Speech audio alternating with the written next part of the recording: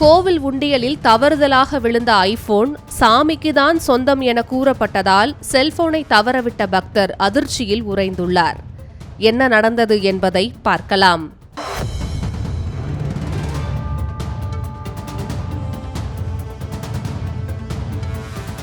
செங்கல்பட்டு மாவட்டம் திருப்போரூர் அருள்மிகு ஸ்ரீ கந்தசாமி திருக்கோவிலில் கடந்த 6 மாதங்களுக்கு பின்னர் இன்று உண்டியல் திறக்கப்பட்டது.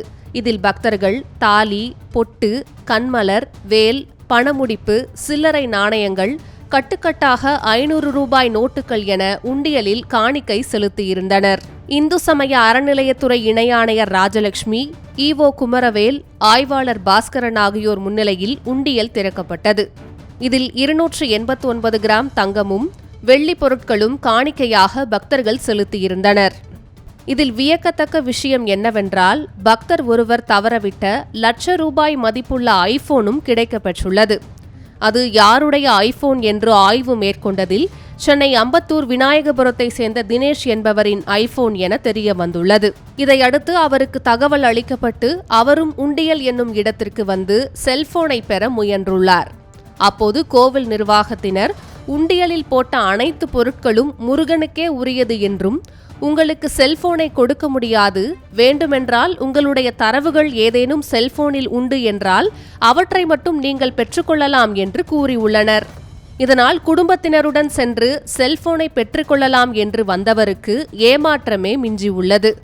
ஏற்கனவே அவர் சென்னையில் உள்ள இந்து சமய அறநிலையத்துறையில் மனு அளித்து தனது செல்போனை மீட்டுக் கொடுக்கும்படி கேட்டுள்ளார்.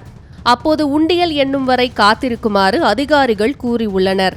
ஆனால் கடைசி வரை அவருடைய ஐபோன் அவருக்கு கிடைக்கவில்லை. இந்த நிலையில்தான் உண்டியலில் விழுந்த பொருட்கள் அனைத்தும் சாமி கணக்கில்தான் வரும் என அறநிலையத்துறை அமைச்சர் சேகர்பாபு கூறியுள்ளார்.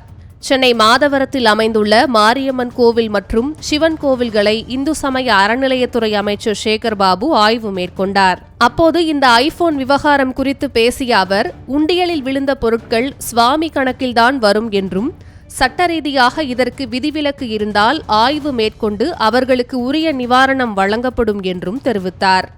பாளையத்தம்மன் படத்தில் உண்டியலில் குழந்தை விழுந்ததால் அது சாமிக்குதான் சொந்தம் என ஒரு காட்சி இடம்பெற்றிருக்கும்.